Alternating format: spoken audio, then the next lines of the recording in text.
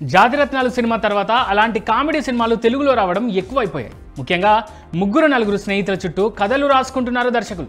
లాజిక్స్తో పని లేకుండా కేవలం కామెడీ చేయాలని చూస్తున్నారు. అలా వచ్చిన సినిమానే మిత్రమండలి. బన్నీ వాసు నిర్మాత కావడంతో దీని మీద అంచనాలు పెరిగిపోయాయి.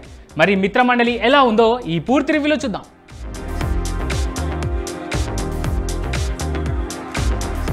జంగ్లీపట్నంలో నారాయణ అలియాస్ వీటీవీ గణేష్ తుట్టె కులంలో ఒక పెద్ద మనిషి. కులం కోసం ప్రాణం ఇస్తాడు, అవసరమైతే ప్రాణం తీస్తాడు. తన కులం ఓట్లు వాడుకొని ఎమ్మెల్యే కావాలి అని అనుకుంటాడు.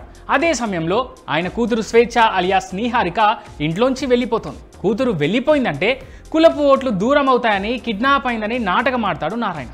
అదే సమయంలో అమ్మాయిని తీసుకెళ్లింది Chaitanya alias Priyadarshi, Abhi alias Rag Mayur, Satvik alias Vishnu, Rajiv alias Prasad Behera అనే చిల్లర గ్యాంగ్ అని తెలుస్తోంది.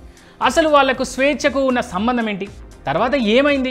వీళ్ళ మధ్యలోకి ఇంపార్టెంట్ క్యారెక్టర్ అలియాస్ సత్య ఎందుకు వచ్చాడు అనేదే మిగిలిన కథ.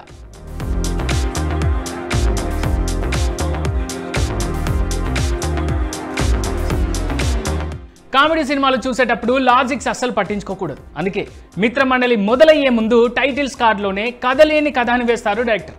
ఇందులో కథని ఆశించద్దని ముందుగానే చెప్పాడు దర్శకుడు విజయేందర్. జస్ట్ కామెడీ ఎంజాయ్ చేయమని చెప్పాడు.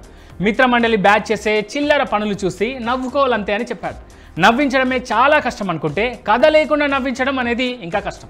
అలాంటి మ్యాజిక్ చాలా తక్కువ సినిమాలకే సాధ్యమవుతుంది. అయితే ఆ లిస్టులో చేరదాం అనుకున్నా కూడా చేరలేకపోయింది మిత్రమండలి మూవీ.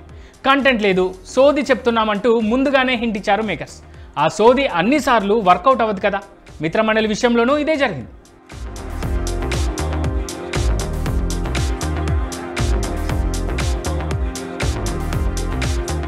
కథ ఎలాగూ లేదు, కామెడీ అయినా వర్కౌట్ అయిందా అంటే అదీ లేదు.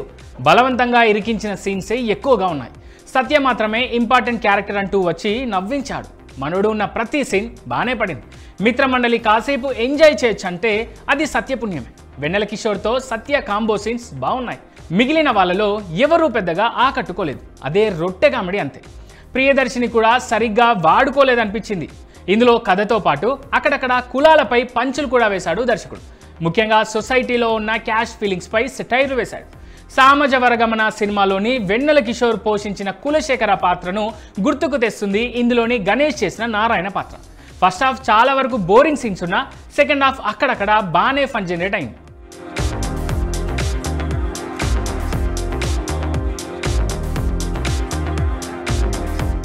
ఇక నిజం చెప్పాలంటే ప్రియదర్శి కామెడీ టైమింగ్ని ఈ సినిమాలో పెద్దగా వాడుకోలేదు. అక్కడక్కడ నవ్వించాడు తప్ప పూర్తి స్థాయిలో అయితే కాదు. రాగ్ మయూర్, విష్ణుప్రసాద్ తమ తమ పాత్రలకు న్యాయం చేశారు. నిహారిక పర్లేదు. అనుదీప్ కేవి ఉన్నది ఒక్క సీనే అయినా కూడా చాలా బాగా నవ్వించాడు. వెన్నెల కిషోర్ కూడా బాగానే చేశాడు. ఈ సినిమాకు మెయిన్ పిల్లర్ సత్య.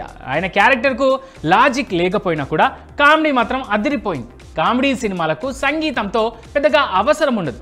అయినా ఆర్ఆర్ ధ్రువన్ ఈ సినిమాకు తన వంతుగా న్యాయం చేశారు. పాటలతో పాటు బ్యాక్గ్రౌండ్ స్కోర్ కూడా బాగా ఇచ్చాడు. సినిమాటోగ్రఫీ పర్లేదు. నిర్మాణ విలువలు కూడా బాగానే ఉన్నాయి. దర్శకుడు విజయేందర్ కథ లేదని ముందే చెప్పాడు, కానీ ఇందులో కామెడీ కూడా పెద్దగా వర్కౌట్ కాలేదేమో అనిపిస్తుంది. ఒక్క సత్య క్యారెక్టర్ తప్ప మిగిలిన ఏ క్యారెక్టర్ అంతగా నవ్వించలేదనే చెప్పాలి. ఇక ఓవరాల్గా చెప్పాలంటే మిత్రమండలి చూస్తే చాలా కష్టపడి నవ్వాలి.